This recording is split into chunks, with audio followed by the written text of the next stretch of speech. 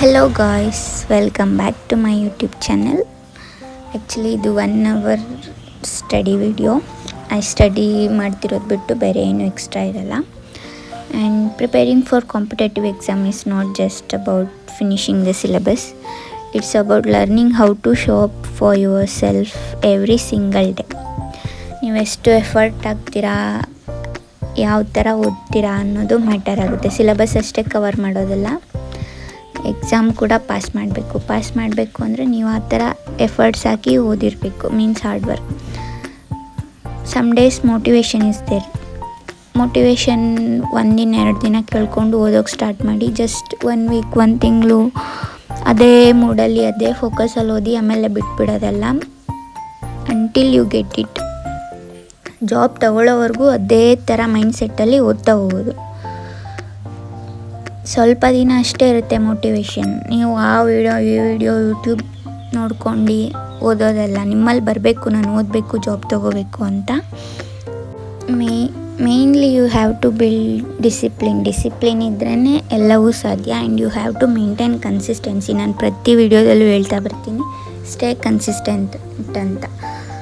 Consistency ಇದ್ದರೆ ಓದೋದೇ ಅಲ್ಲ, ಬೇರೆ ವರ್ಕ್ ಆದರೂ ಅಷ್ಟೇ ಸಕ್ಸಸ್ ಆಗೇ ಆಗುತ್ತೆ. And there is no need to compare my journey with anyone else. ನಾನು ಯಾರ ಜೊತೆನೂ ಕಂಪೇರ್ ಮಾಡ್ಕೊಳ್ಳಲ್ಲ. ನನಗೆ ಅವ್ರದ್ದು ಅವರಿಗೆ. ಒಬ್ಬೊಬ್ಬರು ಕೆಪಾಸಿಟಿ ಒಂದೊಂದು ಥರ ಇರುತ್ತೆ. ಅವ್ರ IQ ಪವರೇ ಬೇರೆ ಥರ ಇರುತ್ತೆ, ನನ್ನ IQ ಪವರೇ ಬೇರೆ ಇರುತ್ತೆ. So there is no comparison ಅಂತ ಬಂದ್ರೇ ನಮ್ಮ ಇಡೀ ಮೈಂಡ್ಸೆಟ್ ಎಲ್ಲ ಹಾಳಾಗುತ್ತೆ.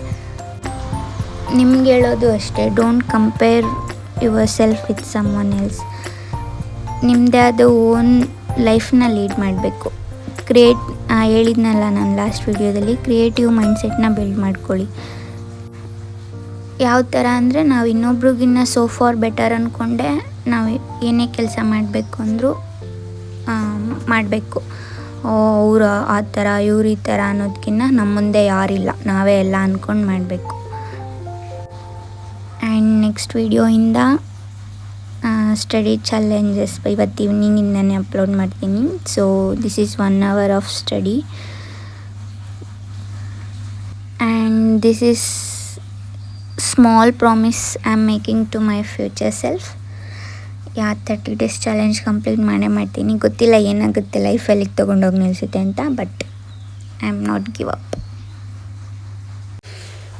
ಇದು ಟೈಮಿಂಗು ಸ್ಕ್ರೀನ್ ಆಫ್ ಆಗಿದೆ, ನಂಗೆ ಗೊತ್ತಾಗಿಲ್ಲ ಆಫ್ ಆಗಿದೆ ಅಂತ. ಫೋನ್ ಬಂದಾಗ ಗೊತ್ತಾಯಿತು.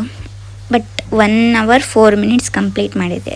ಲಾಸ್ಟ್ವರೆಗೂ ವಿಡಿಯೋ ನೋಡಿದರೆ ಗೊತ್ತಾಗುತ್ತೆ.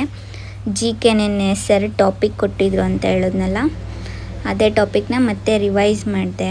ನಾನು ಅಲ್ಲಿ ಏನು ಬರಿತೀನಿ ಅಂತಂದರೆ, ನಂಗೆ ಕೆಲವೊಂದು ನೆನಪಿರಲ್ಲ. ಅಂದರೆ ನಾನು ಮೊದಲೇ ಹೇಳ್ದಾಗೆ ಬರೆದ್ರೇ ನನಗೆ ತಲೆಯಲ್ಲಿ ಉಳ್ಕೊಳ್ಳೋದು. ಸೊ ನೆನಪಿಲ್ಲದೆ ಇರೋ ಟಾಪಿಕ್ನ ಬರೆದು ಮತ್ತು ಅದೇ ಟಾಪಿಕ್ಕಿಂದ ಬೇರೆ ಎಕ್ಸ್ಟ್ರಾ ಕ್ವಶನ್ಸ್ ಇದ್ದರೆ ಆ ಟಾಪಿಕಲ್ಲೇ ಡೆಪ್ತಾಗಿ ಹೋಗ್ತೀನಿ. ಈಗ ಸಪೋಸ್ ಒಂದು ವಿಜಯನಗರ ಸಾಮ್ರಾಜ್ಯ ಬಂತು ಅಂತಂದರೆ, ಅದನ್ನು ಸ್ಥಾಪನೆ ಮಾಡಿದ್ಯಾರು, ಎಲ್ಲಿ ಸ್ಥಾಪನೆ ಆಯಿತು, ಯಾವ ನದಿ ತೀರದಲ್ಲಿ ಸ್ಥಾಪನೆ ಆಯಿತು, ಮತ್ತು ಶ್ರೇಷ್ಠ ದೊರೆ ಯಾರು, ಅದ್ರದ್ದು ಯುದ್ಧಗಳು, ಅದ್ರ ಮೇಲೆ ಹಂಗೆ ಏನು ಗೊತ್ತೋ ಅದು ಡೆಪ್ತಾಗಿ ಹೋಗ್ತಿರ್ತೀನಿ.